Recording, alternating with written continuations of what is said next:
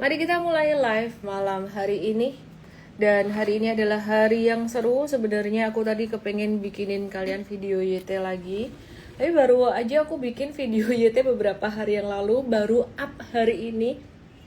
Masih tentang market turun sih. Cuman tadi yang up hari ini mungkin nggak lengkap dengan trading halt atau apa. Besok aku akan bikinin lagi ya. Oke, terus selamat malam semuanya. Saya mau mulai live malam hari ini. Saya izin matikan komennya dulu dan saya tahu live malam hari ini bakalan rame banget. Aku akan start dari IHSG dulu seperti biasa dan apa yang membuat hari ini market itu turun signifikan. Apakah betul Ibu Sri Mulyani, isu Ibu Sri Mulyani yang kabarnya digosipin, dirumorkan mau resign, itu yang jadi sentimen utama? Apakah betul itu? Karena sebenarnya kalau kita bicara tentang Ibu Sri Mulyani, rumor Ibu mengundurkan diri atau mundur dari kabinet itu sudah terjadi sekitaran 2 minggu bahkan mungkin sebulan terakhir ya. Dan udah dibantah juga sama pemerintah tuh udah dibantah juga gitu loh. Tapi kenapa kok hari ini bisa jadi seheboh ini, serame ini? Yuk kita mulai bahas ya. Tema utamanya itu hari ini. Dan intinya apa yang mau dilakukan ke depan. Oke. Teman-teman perhatikan di sini. Ini adalah gambar IHSG. Hai. Rapiin dulu chartnya. Ini adalah chart IHSG. IHSG itu tadi sempat turun sampai minusnya tuh hampir 7%, mencapai 7%. Jadi setelah di trading halt itu sempat turun lagi sampai terendahnya di 6011, 6011 ya.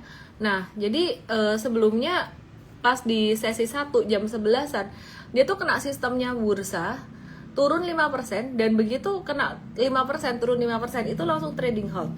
Nah, itu adalah kebijakan bursa yang dibuat pada tanggal 11 Maret 2020 itu pada saat pandemi. Jadi tadinya trading halt itu 10%, aku masih ingat banget.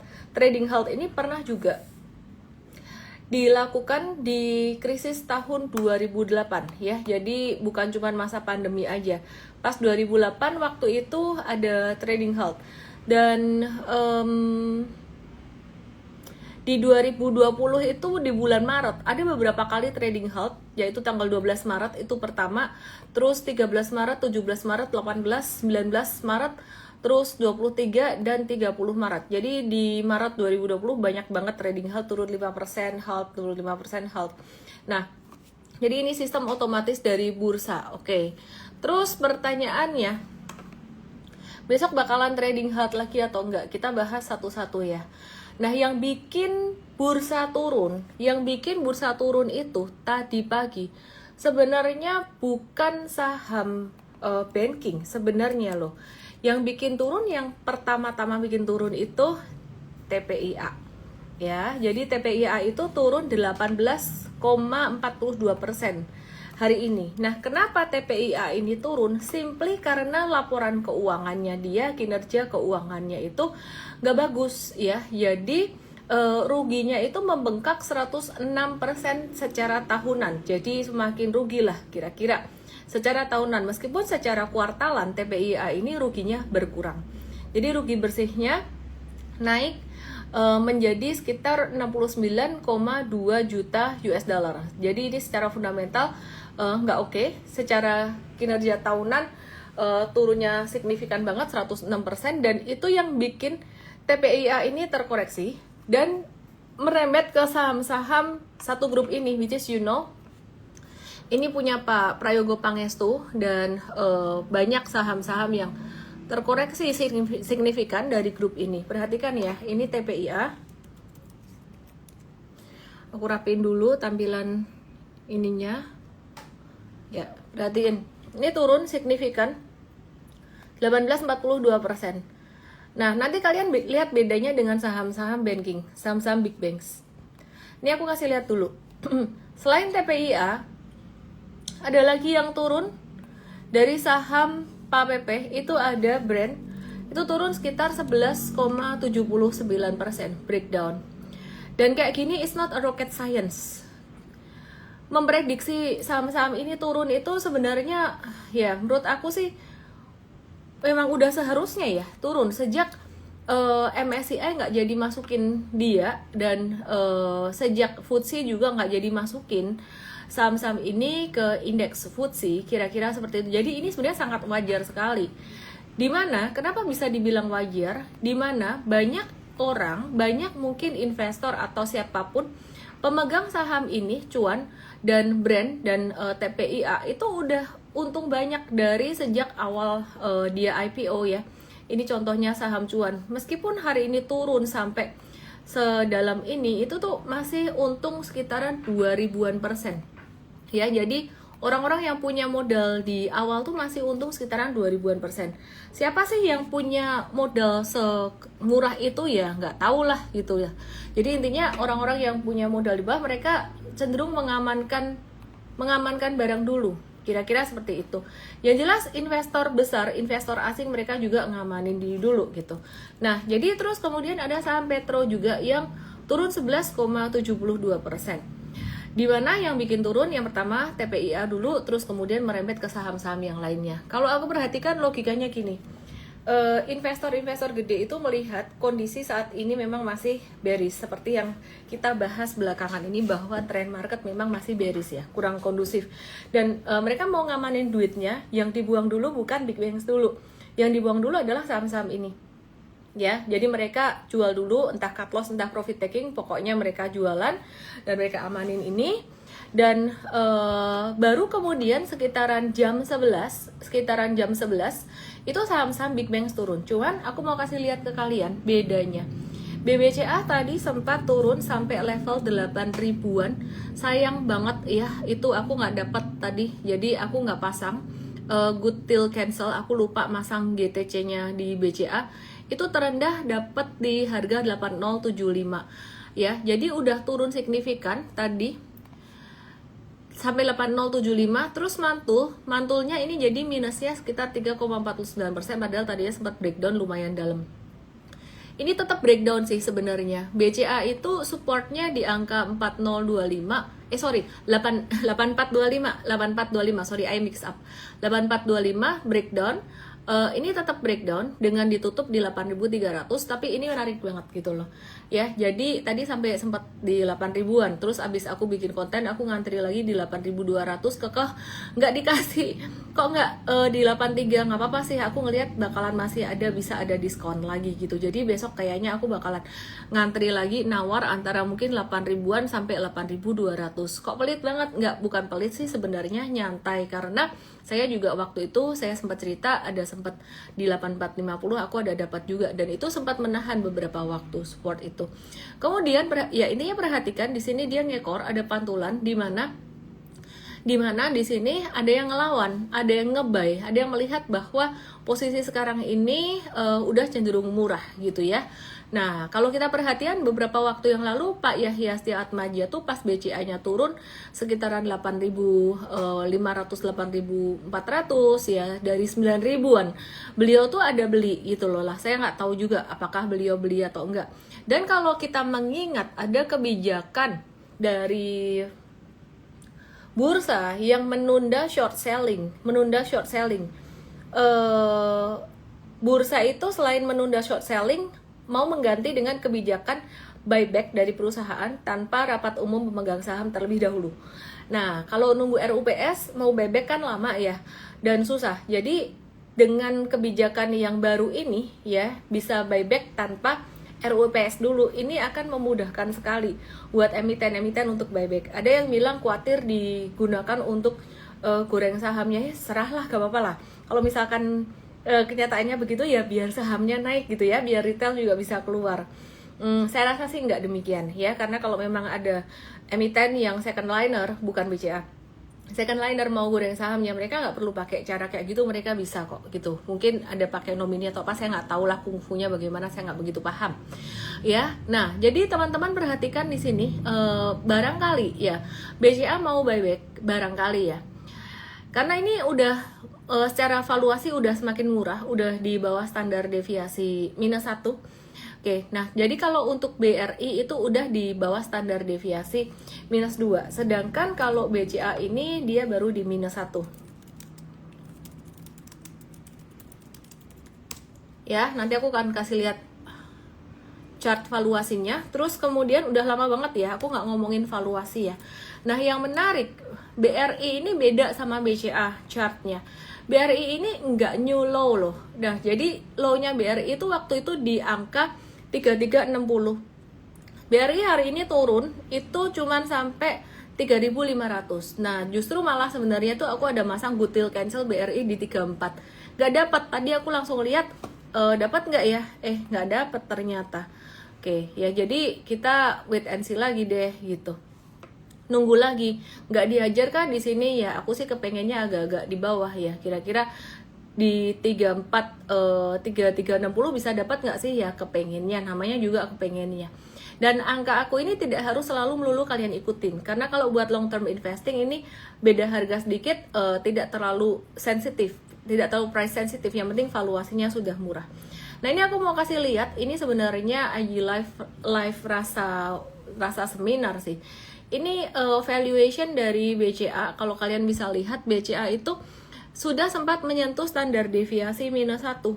Per hari ini dia juga nyentuh standar deviasi -1. Murah banget ya. Kalau secara valuasi, gimana bisa bilang valuasi BCA PBV-nya 4 dibilang murah? Lah iya, ya emang begitulah BCA ya. Jadi price to book value-nya memang dari dulu tinggi, rata-ratanya aja di 4,35. Sekarang current PBV-nya sekitaran 4, sekian ini masih di bawah rata-rata gitu loh. Nah ini BRI ini udah di standar deviasi -2 semurah-murahnya banget. Ini BNI, justru BNI malah belum terlalu terdiskon, dan BMRI Bank Mandiri ini baru di bawah rata-rata, baru perjalanan menuju -1. Jadi kesimpulannya ya aku cari selain yang murah, yang secara fundamentalis strong ya BCA lah ya, kira-kira seperti itu. BRI sebenarnya valuation menarik. Nah tapi kalian mesti harus bijaksana dalam menggunakan cash, karena kita nggak tahu sebenarnya kalau kondisi seperti ini sampai berapa dalam. Nah kalau kita mengukur dari masa pandemi kemarin, dari masa pandemi ya, atau dari crash terbesar sepanjang masanya lah, ini BMRI ini bisa turun sampai berapa persen sih? Di 2020 tuh turun 50 persenan. Jadi kalau pakai dari pandemi kemarin, ini dari atas sampai ke bawah 50% itu di angka 3760-an Bank Mandiri. Sedangkan BBRI itu kalau dilihat dari histori pada saat pandemi kemarin, ya ini kan pada bilang udah kayak pandemi tapi COVID varian apa ya, ini turun sekitaran 50, sempat mencapai terendahnya 53%. Nah jadi kita lihat ya, sekarang ini dia sudah berapa persen turunnya dari puncak ke bottom? 48%. Jadi sebenarnya kalau aku ngelihat semestinya sih sudah tidak terlalu jauh, dan sekarang investor gede tuh ngelihat udah murah memang. Nah jadi ada sentimen positif dari JP Morgan, upgrade waktu itu ya memang ada buy, dan BRI ya meskipun hari ini dibuang asing juga nggak new low, nggak breakdown, kira-kira kayak gitu. Terus anyway kalau BCA aku juga pernah sebutin sih sebenarnya dia itu low-nya di angka berapa. BCA sih sebenarnya kita pakai MA50, dan sampai hari ini pun jatuhnya nggak jauh-jauh dari MA50 ya. Jadi BCA tuh kita pakai 40%, karena dia jatuhnya dari pas krisis 2008 ketika yang lain jatuh 70%, BCA tuh cuma jatuh 40% doang. Dan pas pandemi itu dia jatuh cuma 38% doang. Jadi kalau sebenarnya dihitung saat ini turun kan baru sekitaran 21-25%an ya. Nah jadi kalau misalkan 30%an itu sekitaran level 7150. Historically BCA tuh nggak pernah breakdown MA50 monthly, dan sekarang ada breakdown dikit ya, kayaknya tuh nggak bakalan sampai dalam banget sih, tapi just the worst case scenario kalau misalkan turunnya 30-an persen, berarti sekitar level 7 ribuan, tapi belum tentu juga kena sampai di level itu. Jadi cara investasinya memang bertahap dan dikit-dikit gitu loh. Jadi kalau misalkan ternyata sampai di level tertentu dia mantul naik, pesan aku tuh satu sebenarnya, kalian jangan terus kayak merasa kehilangan momentum. Waduh, ternyata kemarin bottom ya, naik kenceng, nggak jadi beli, maksudnya nggak dapat barang banyak, mungkin kalian belinya dikit. Jangan berpikir ini wisdom yang penting dan mahal harganya. Jangan kalian berpikir ketika harga saham naik itu sudah bottoming, karena kita sudah mengalami terjadi beberapa kali dari tanggal 15 Januari kemarin ya, dimana BRI itu bottoming di angka 38, terus mantul naik, terus jebol lagi. Dan ini yang membuat investor seperti kita semua dan juga trader ini menjadi rendah hati. Kenapa? Karena kita dididik sama market. Setiap kali sotoy, apalagi ada yang sotoy, yang gembor-gemborin tentang prestasi dirinya, too much. Kita menampilkan prestasi, oke. Tapi kalau too much, kita akan dididik oleh market. Karena orang yang terlalu overconfident, dia jadi blur, pandangan matanya tuh jadi blur, jadi nggak bisa ngeliat market. Maka dari itu, kalau sampai nanti ada pantulan yang tinggi ya, kayak ini contoh ya, 15 Januari BI turunin suku bunga terus mantul rally tinggi. Nah, udah kejadian 2 kali. Setiap kali dia jatuh, Big Bang jatuh kencang, selalu rally, mantul. Yang pertama di 14-15 Januari ketika BI turunin suku bunga. Kemudian yang berikutnya di tanggal 28 Februari dan 3 Maret ya. 3 Maret ini JP Morgan kasih sentimen positif dikit, ada upgrade untuk BRI.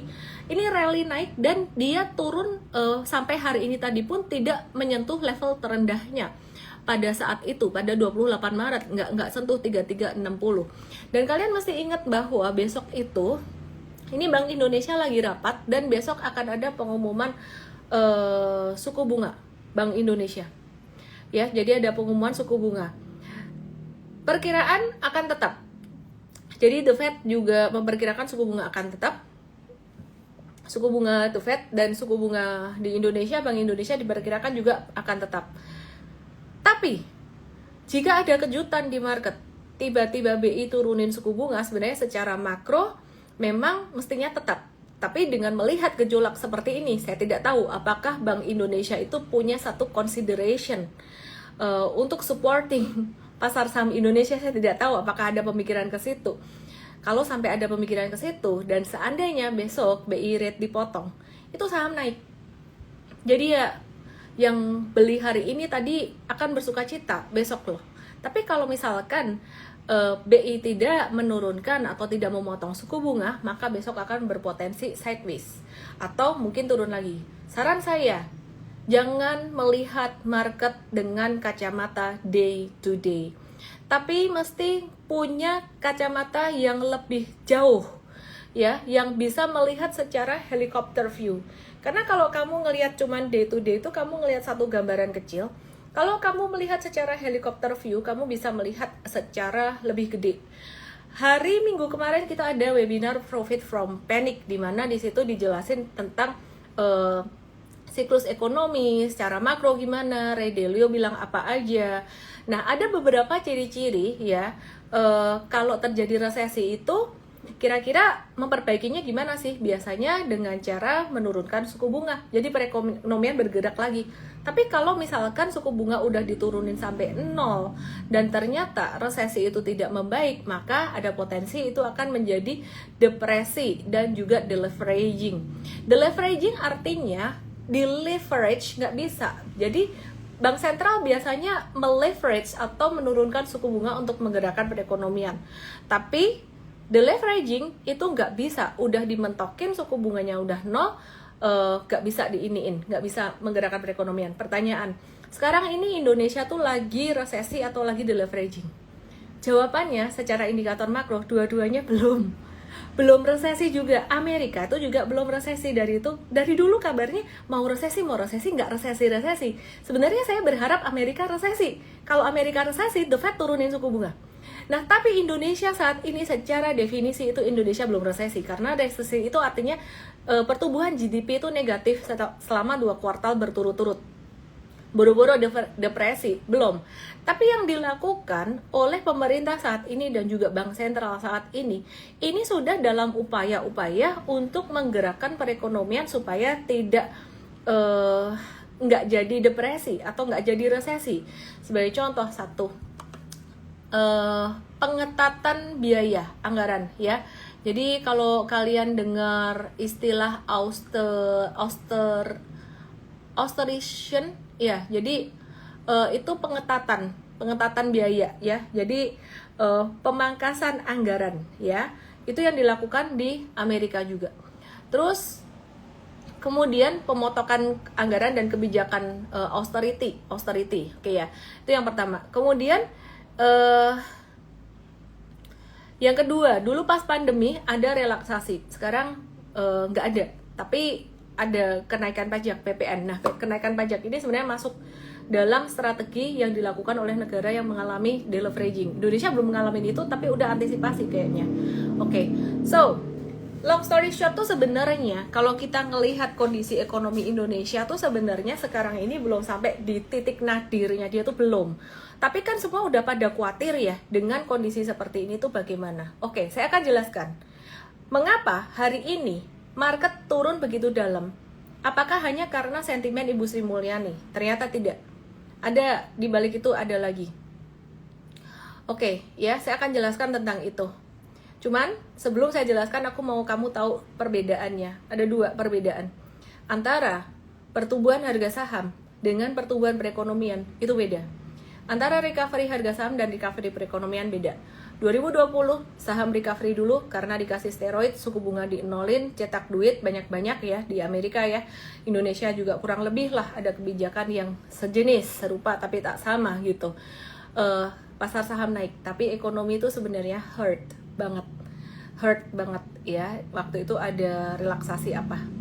Jadi waktu itu sebenarnya deleveraging tuh pada saat itu, kira-kira seperti itu.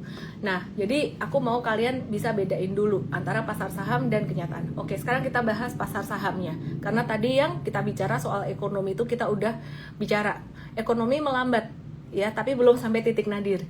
Pasar saham ini yang udah sampai, kok kayaknya udah di bottom, tapi kok masih bisa koreksi lagi. Oke, aku akan kasih lihat satu hal ini. Kabarnya pasar saham hari ini tuh heboh, kabarnya loh. Katanya karena konten ini, meme ini loh. Ya. Tulisan Sri Mulyani dan ini berita dari mana ya? Pokoknya adalah Mas Denny Siregar ini mengutip dari berita dari mana nih? Dari portal berita di mana, pokoknya tulisannya Sri Mulyani dan Erlangga mundur, nggak pakai potensi tapi mundur setelah Lebaran. Ekonom optimistis, pasar merespon positif. Nah, kan ini kan bikin shock di market ya. Sebentar, ini ada beritanya sebentar ya. Oke, yang ini. Nah, ini tuh ternyata muter di market, muter di investor-investor gede. Yang ini tok. Kabarnya sih begitu. Terus kan kita saling berpikir, kita berdiskusi ya. Investor gede masa iya sih? Cuman ke-trigger cuman karena satu meme itu, apa yang nggak dicek? Loh ya udah dicek lah, orang udah dibantah juga ya sama pemerintah tuh udah dibantah. Isu ibu mundur sebagai Menkeu dari kabinet itu udah 2 minggu bahkan sampai 1 bulan tuh udah dibantah. Tapi kenapa hari ini tuh bisa keluar lagi isu yang sama? Sebenarnya itu kan triggernya dari TPIA dulu kan, tadi kan TPIA turun, saham-saham PP turun semuanya. Terus kayaknya si investor gede, investor-investor ini semua juga pada panikan gitu loh. Jadi ikut kejang-kejang kan. Lihat berita ini, mereka takut juga gitu. Kalau bicara soal Goldman Sachs yang nge-downgrade Indonesia, downgrade itu sudah terjadi selama beberapa hari kemarin. Tapi hari ini kayak FTSE dan juga beberapa investor gede itu jual-jualin lagi saham Indonesia. Ada beberapa faktor pemicu dan di sini saya dalam kapasitas merangkum apa yang terjadi di market. Jadi saya tidak dalam kapasitas untuk mengomentari kebijakan pemerintah dan tidak dalam kapasitas untuk menggurui pemerintah, yang pastinya pemerintah lebih tahu ya, mungkin ya gitu. Beberapa faktor pemicunya, satu pastinya faktor global, Donald Trump, perang dagang ya.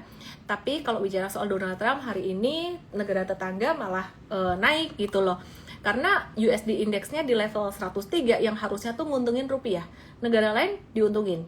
Tapi hari ini rupiah justru melemah ke 16.400 karena krisis kepercayaan. Jadi penurunan tajam ini hanya terjadi di Indonesia hari ini, sadly, menegaskan bahwa masalah utamanya adalah kepercayaan investor yang menurun. Ya, jadi beberapa faktor diantaranya ini saya hanya merangkum, saya kasih disclaimer tidak dalam kapasitas untuk mengomentari ya, karena siapa sih saya gitu. Jadi kekhawatiran investor itu tentang pemotongan anggaran dan kebijakan austerity. Jadi pemerintah memangkas anggaran dengan jumlah yang fantastis untuk mendanai MBG dan juga untuk Danantara.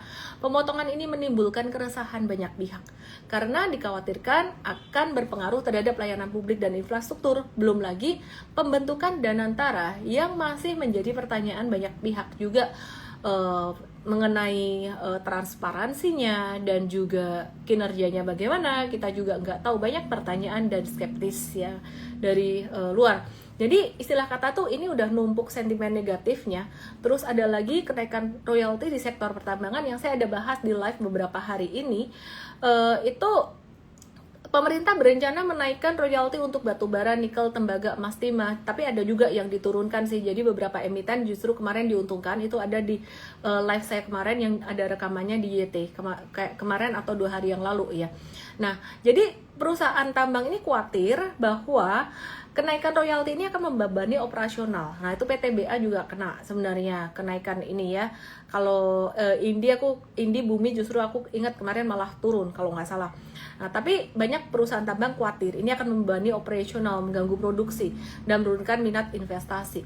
Kemudian target pertumbuhan ekonomi Indonesia yang ambisius di angka 8% itu dinilai oleh banyak ekonom dan analis agak kurang bisa tercapai, kurang bisa dicapai. Di mana Bank Indonesia sendiri ini memperkirakan pertumbuhan hanya di angka 4,7 sampai 5,5%. Sehingga target ini tuh dianggap tidak realistis di tengah tantangan ekonomi global dan domestik yang saat ini. Dan kita melihat Ibu Sri Mulyani bagaimana. Apakah Ibu Sri Mulyani akan menggunakan asumsi atau acuan 8%? Kalau saya perhatikan sih kayaknya enggak ya. Ibu nggak pakai angka itu juga gitu loh. Nah, jadi antara mimpi, cita-cita, dan kenyataan kan memang pasti ada gap ya. Nah, sekarang masih ada gap di situ gitu loh. Sekarang belum bisa 8% gitu kan ya. Kalau ngotot 8% ya bakalan mungkin ada impact, ada yang harus dikorbankan. Mungkin saya tidak tahu juga, mohon maaf kalau saya salah. Kemudian yang berikutnya, ada beberapa kebijakan dari pemerintah yang dianggap oleh investor besar ya kurang pro market, seperti contohnya kebijakan kontroversial seperti RUU TNI yang membuat beberapa investor tuh merasa khawatir gitu, sehingga menekan IHSG. Nah, terus ada kebijakan yang lain yang tiba-tiba keluar berita yang saya tidak tahu juga kalau ditanya sama teman-teman semuanya. Ini katanya Polri atau Barreskrim mau memeriksa saham. Gimana Miss? Nah, saya juga tidak tahu. Mungkin maksudnya baik ya. Kalau setahu saya sih sebenarnya itu sudah menjadi tugas dan tanggung jawab dari tim OJK. Dan saya percaya OJK juga udah melaksanakan tugasnya dengan baik. Tapi kalau tentang hal yang baru ini, itu saya nggak tahu dan investor gede juga nggak tahu. Jadi menimbulkan mungkin banyak pertanyaan. Juga pernyataan dari Bapak Presiden yang sebenarnya maksudnya mungkin bagus, yaitu sempat mengatakan bahwa tidak terlalu peduli dengan pasar saham karena maksudnya sebenarnya ingin mengisyaratkan bahwa saya peduli dengan rakyat kecil. Beliau peduli dengan rakyat kecil. Which is itu sangat bagus, dan juga sempat ada mengatakan bahwa saham itu judi, dimana ya benar juga konsepnya. Kalau misalkan belinya saham-saham gorengan nggak salah beliau. Tapi beberapa investor mengartikan itu tuh kayak oh ini nggak pro market nih. Jadi mereka wait and see, dan investor asing udah keluar lebih dari 20 triliun. Didorong juga kemarin dengan beberapa waktu yang lalu MSCI downgrade ya. Jadi beberapa tahun yang lalu tuh bobot saham Indonesia di MSCI 4%, turun jadi 2% dan 1,5% saat ini. Terus Goldman Sachs juga downgrade saham-saham Indonesia, despite of Morgan Stanley ada upgrade saham-saham Indonesia ya. Jadi sampai kapan sih kayak gini?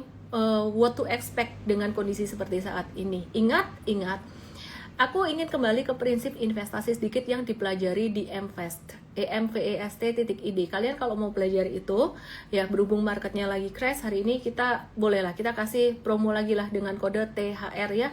Langsung aja ke EMVEST.id, EMVEST.id ya. Kalau misalkan mau daftar MVEST 1 tahun, karena ilmunya ada di situ semua dan kita MVEST itu dikasih tahu duluan, udah di broadcast duluan sebelum live kayak gini. Tadi udah ada broadcastnya, emvest.id. Terus kemudian di sini ya emvest.id. Nah, jadi tap tombol oranye ini, nanti kalau WA sama admin saya bilang aja punya kode promo THR. Nah, oke, pertanyaannya sampai kapan kayak gini? What to expect? Jawabannya sederhana sekali, karena yang menjadi penyebab kekhawatiran adalah bagaimana pemerintah mengkomunikasikan beberapa kebijakan yang dianggap kurang pro market. Maka sebenarnya jawabannya adalah sampai jika nanti pemerintah mulai mengubah atau ada pembaruan cara berkomunikasi dengan market, kita menanti jika ada kebijakan yang lebih pro market dan komunikasi dari pemerintah yang lebih jelas, yang lebih ada clarity. Itu satu yang ditunggu. Udah, itu toh. Lah kapan? Ya nggak tahu. Nah, jadi kapan, sampai kapan ini saham-saham turun, terutama big banks turun. Makanya belinya juga harus bijaksana, intinya uang dingin dan bertahap aja dikit-dikit. Mungkin ada yang merasa takut banget nggak masuk, ya udah nggak apa-apa, nggak usah masuk. Tapi nanti jika ada pantulan ya, karena biasa kalau habis jatuh dalam udah terjadi 2 kali kan, saya bilang 15 Januari dan 3 Maret. Habis jatuh dalam pasti ada pantulan. Kalau ada pantulan, jangan gelo, jangan kecewa ya, karena memang kamu udah mikirnya takut, nunggunya di bawah gitu loh. Karena kalau di MVEST itu kita ajarin masuknya itu disebar, kita ajarin, kita kasih contohnya gitu ya. Ininya sih semua yang kamu lakukan ada konsekuensinya. Kamu takut, kamu nunggu di bottom banget, mau nunggu BRI 3360 atau pelit kayak aku nunggu BRI 3400, gak apa-apa. Tapi kalau nggak dapat kayak hari ini aku nggak dapat, ya nggak apa-apa. Misalkan besok BRI-nya naik, seandainya kita ngomong aja berangan-angan, BI nurunin suku bunga, saham naik, besoknya gak boleh gelo kayak kamu kemarin bilang BRI di 34, aku gak dapet loh, salahmu. Ya ampun, lah aku juga gak dapat. Ya, aku percaya kalian semua smart trader, smart investor, super trader, super investor, rich trader, rich investor ya. Gak ada yang ngengong di sini, gak ada. Oke, terus kemudian yang berikutnya yang ditunggu apa lagi? Kebijakan lagi. Yang ditunggu yang kedua adalah suku bunga. Jadi suku bunga tuh belum sampai 0 tuh masih ada harapan sebenarnya. Jadi kita nunggu The Fed nurunin suku bunga, karena kan hawa-hawanya kemarin Donald Trump sempat bilang ini bakalan bisa resesi. Kebijakan Donald Trump bakalan bisa jadi resesi. Bukan dia yang ngomong sih, orang lain sih. Kalau dia sama timnya yang ngomong, dia bilangnya baik-baik saja gitu, gak apa-apa pasar saham turun, aku gak terlalu peduli dengan pasar saham. Ya kurang lebih mirip lah dengan di sini lah gitu loh. Jadi Donald Trump ada bilang gitu kan. Nah kalau seandainya benar Amerika ini resesi, that's good, tapi belum ya. Jadi harapan yang kedua adalah The Fed nurunin suku bunga. Begitu The Fed nurunin suku bunga, dan ini tanggal 19 kan ada meeting ya, The Fed itu bilang gak ada isyarat sebelum-sebelumnya akan nurunin suku bunga, karena The Fed pengalaman dulu di Agustus ada ngebocorin suku bunga, September ya nanti September aku turunin suku bunga, rally duluan, Septembernya turun, jatuh, anjlok. Jadi ini masih nunggu. Kemudian nunggu Bank Indonesia juga apakah akan nurunin suku bunga. Dan yang ketiga yang menarik adalah Danantara. Danantara tuh per hari ini belum action, duitnya belum ada. Nanti kalau duitnya sudah terkumpul dan Danantara ini juga ada mencari pendanaan, ini bakalan bisa ngebeli saham-saham Indonesia yang lagi sangat terdiskon. Aku percaya banget ini Pak Pandu pasti, ya kan belum ada duitnya ya, dalam tanda kutip malah excited, malah seneng gitu loh. Kenapa? Yes, nanti pas gue dapat duitnya, pas harus kerja, harus investasi, gue milih sahamnya gampang nih gitu loh. Secara fundamentalnya gampang. Sektor yang dilirik apa? Waktu kemarin ada investors meeting gathering di Sukor Sekuritas, beliau ngomong big banks yang lagi valuasi murah. Kalau di sektor real itu apa? Energi baru terbarukan, hilirisasi, ketahanan pangan, dan data center. Oke ya. Oke, jadi Danantara ini kalau sudah action, impactnya ke pasar saham semestinya akan positif. Loh, sebentar. Bukannya Danantara itu ditakutin sama investor banyak ya, nanti kalau gak ada transparansi atau gimana ya? Ya kerja dulu, makanya dibuktikan dulu kan. Kalau sampai ada case atau apa, tidak transparan atau apa, itu kan nanti jangka panjang. Amit-amit lah, amit-amit. Kalau sampai ada kayak gitu, tapi saya harap tidak. Setahun atau 2 tahun, baru muncul baru muncul riak-riaknya, itu saham semestinya udah naik duluan. Nah, karena berapa kuadriliun itu, tau nggak? 1 kuadriliun itu 1000 triliun ya. Jadi Danantara itu nilainya sekitar 14 kuadriliun kalau saya nggak salah ingat. Kemudian yang keempat, Bu Sri Mulyani tadi itu ada breaking news sore hari. Nah, teman-teman yang di TokTok yang di YT boleh ke Igo ini kalau misalkan nanti mau lihat chartnya ya. Igo aku @me_official. Bu Sri Mulyani itu tadi sore ada breaking news ya, kasih penjelasan ke investor. Saya sih sebenarnya berharap beliau datang ke bursa, tapi kayaknya beliau sibuk juga hari ini, ada lelang surat utang negara. Nah, Bu Sri Mulyani intinya bilang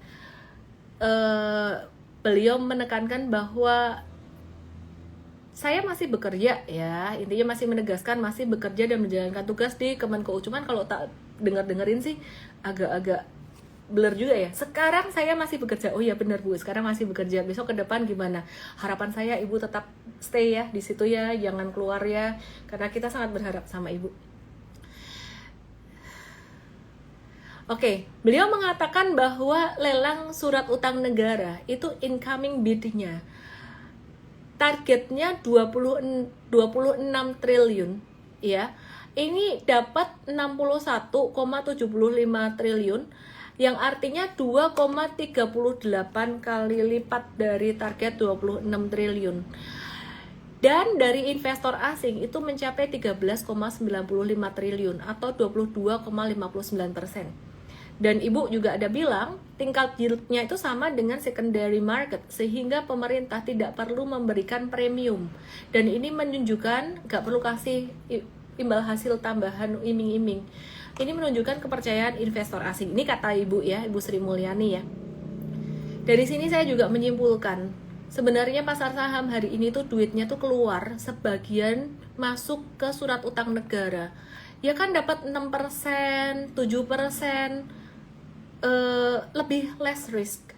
Jadi ngelihat kondisi saat ini resikonya besar, ya udahlah nyumbang negara, beli surat utang negara gitu loh. Itu lebih less risk. Banyak investor yang seperti itu.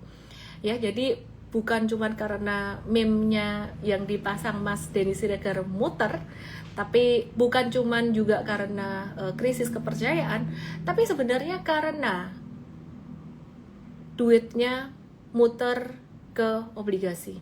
Kira-kira kayak gitu. Kemudian penerimaan pajak, Ibu juga ngomong, ini satu hal yang menurut saya bagus. Penerimaan pajak ini menunjukkan perbaikan dari negatif 3,8% di Februari menjadi 6,6% di Maret dalam 17 hari pertama sampai 17 Maret kemarin. This is a good thing. Karena kalau penerimaan negara meningkat dari pajak, ya it's good, ya it's good for our country. Mungkin not good for some people, but good for our country. Secara rumusnya kayak gitu. Oke, terus kemudian Bu Sri Mulyani juga menegaskan soal BUMN, pemerintah memastikan BUMN itu dikelola secara transparan dan profesional. Nah, ini nyangkut Danantara tadi, agar tetap kompetitif di pasar, maksudnya tuh Himbara bisa bersaing dengan BCA. Bahasa gampangnya gitulah kalau jelasin ke kalian ya, retail. Terus neraca dagang surplus yang artinya ekspor lebih kuat daripada impor. Dan yang menarik ada satu data lagi yang dijelaskan Ibu, PMI manufaktur Indonesia naik ke angka 53,5, di mana di atas angka 50. Itu sebenarnya manufaktur Indonesia lagi ekspansif. Satu data yang justru membuat saya tuh tertegun juga, di mana sebenarnya sekarang tuh lagi banyak PHK. Ini data benar gak sih gitu? PMI naik ke 53,6. Di di atas 50 tuh ekspansi. Jadi kalau kita lihat, saya pernah kasih lihat Anda sih sebenarnya sih di live, data PMI manufaktur kita tuh chartnya tuh naik loh, pelan-pelan tuh naik. Let me try to find it.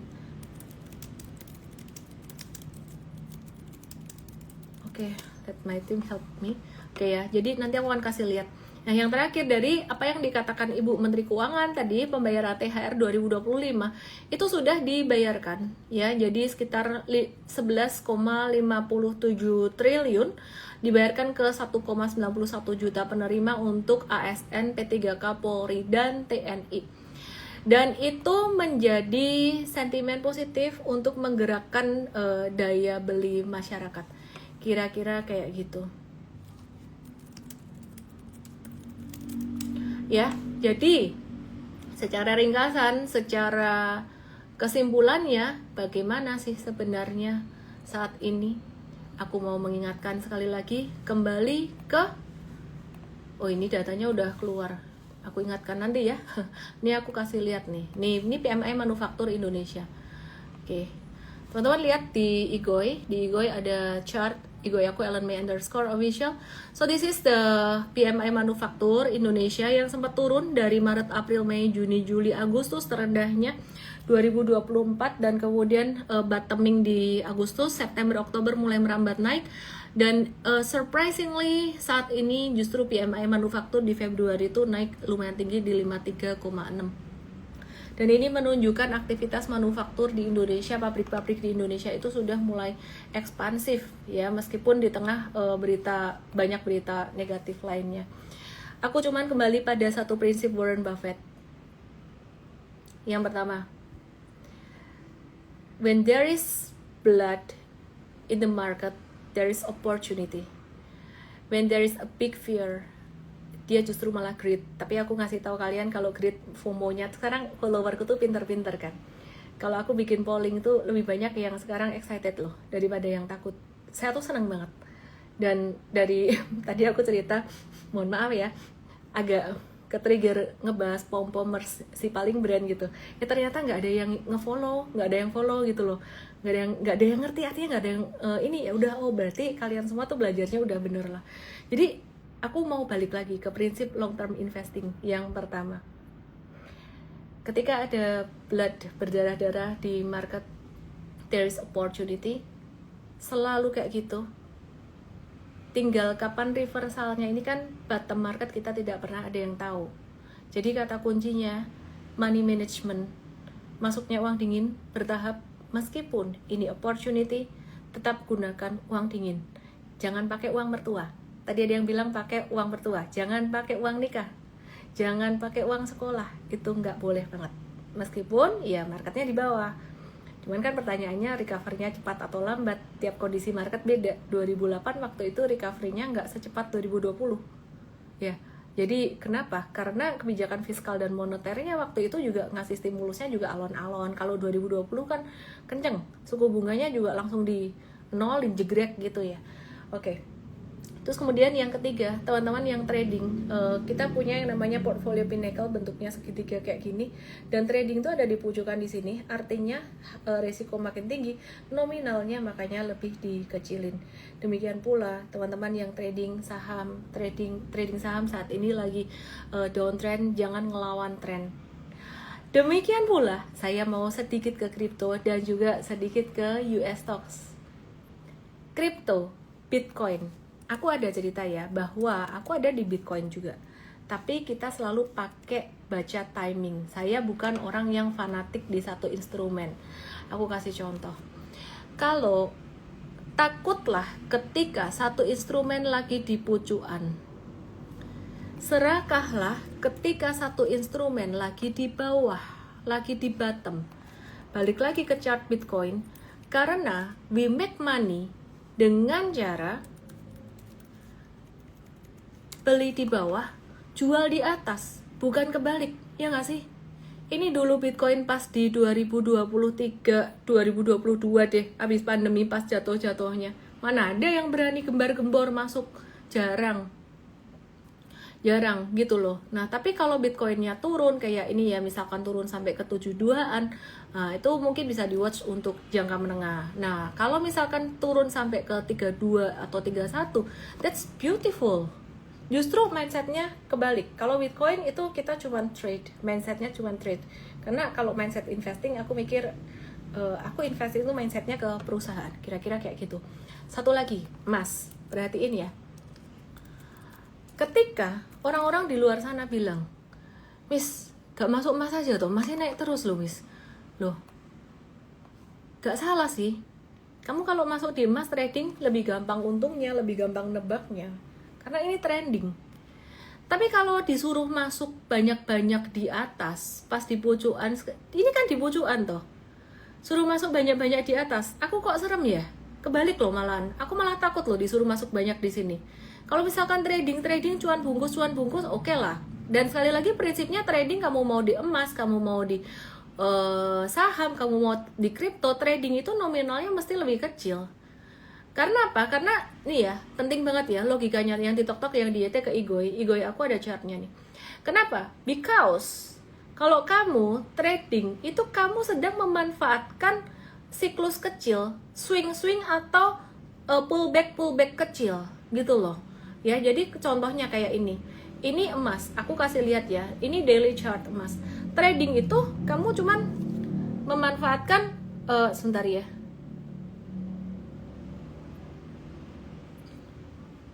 Yang di TokTok nih kenapa ya saya ngomong trading langsung mati live-nya. Live access suspended ayah. Udahlah, ya sudah nggak usah di TokTok. Saya ngomong trading kena ini loh, kena suspend di TokTok loh, ya sudahlah. Ya, jadi perhatikan di sini ya. Ya, perhatikan di sini ya. Ini kalau dalam jangka pendek, ini teman-teman memanfaatkan swing di sini. Tapi kalau jangka panjang ini memanfaatkan swing gede gitu loh. Jadi swing gedenya jadi distracted kan gara-gara si TokTok nih mah. TokTok ya ampun. Nah, kalau swing gede tuh gimana contohnya nih? Aku kasih lihat. Swing gede tuh kayak gini. Nih, ini swing gede. Yang di YT boleh lihat ke Igo ya. Nah, ada swing gede di sini. Oke deh, jadi kira-kira kayak gitu aja teman-teman. Sampai ke kesimpulan kan tadi udah ya. Jadi kesimpulannya apa? Ini opportunity, tapi kamu mesti tetap bijaksana menggunakan uangmu, karena kita tidak tahu kapan bottom marketnya. Ya, perkiraan sih bisa. Tadi kayak yang di awal aku perkirakan ya, oh kalau turun 50% kayak pandemi kemarin di angka segini, 50% di angka segini, BCA terus gini sampai angkanya udah aku sebut semua di awal. Ya, but who knows? Bisa jadi sampai ke angka itu, bisa jadi nggak jadi. Semoga bisa bermanfaat apa yang saya bagikan malam hari ini. Saya sedih gak bisa live di TokTok karena di TokTok lucu sekali. Cek. Apa salahku ya? Aku coba ngecek dulu. Dikira aku jualan trading kayak gitu, terlalu banyak sebut kata trading. Nanti kalau live di TokTok aku sebut perdagangan deh ya. Berarti jangan cicil sama apapun dulu ya, misal pas saatnya share. Loh, aduh, kalau nyicil kan nggak apa-apa ya, kan aku juga nyicil gitu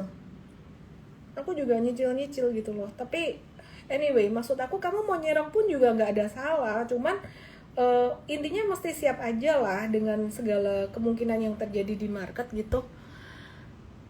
Kayak cewek PMS apa ini loh, wah apa ya, aku keblok dari TokTok, sedih aku. Ria Putri, yang nggak omon-omon tuh mungkin kamu perlu ngikut yang naga-naga cacing-cacing kali ya, Ria Putri. Jadi gue gak buka chat. Men naik sendiri, gue tuh juga naik sendiri. Thank you semuanya. Trading ganti jubel, jual peradang, jual beli gitu ya, bener juga ya, jual beli, aneh banget. Jadi kalau kita jual beli saham, bener juga ya. Gimana sih? Ada misalnya di liputan 6. Jangan terlalu optimis. Tahun 98 mirip sekarang, gak ada yang optimis. Kan dikasih tahu marketnya lagi bearish gitu loh. Udah dikasih tahu juga bisa turunnya kurang lebih sampai ke level berapa. Ini kadang-kadang lucu. Kita ngomong hal yang sama tuh orang bisa meresponnya beda-beda. Jadi ada yang meresponnya wah ini disuruh beli nih. Tadi ada yang bilang wah itu jangan jangan beli nih, relakan saja warga TokTok. Jangan dong, kasihan dong. Oke deh, terima kasih buat semuanya. Saya Ellen May, semoga bermanfaat. Aku lupa. Kalian toh tanggal 23 tuh ada webinar penting ya. Kamu ke Cryptofolio, sampai tak tulis ini loh. Nih, kebalik. Nih, URL ini. Cryptofolio.id. Ya. Cryptofolio.id. Oke ya. Terus kalau ini yang Gretong, nah, screenshot aja. Kalau yang bawah ini yang tulisannya kecil, ini yang kita bicara yang ini tentang Magnificent China versus Great America sih ini. Cryptofolio ini sebenarnya yang ini nggak gratis ya. Ini sebenarnya eksklusif buat kita punya traders dan investors. This one is free. Thank you Mr. Shin.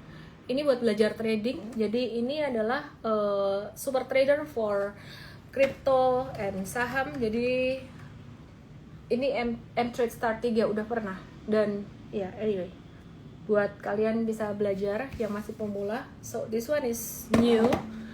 Cryptofolio.id, tanggal URL-nya ini tanggal berapa? Tanggal 23. Jadi 22 23 ada seminar.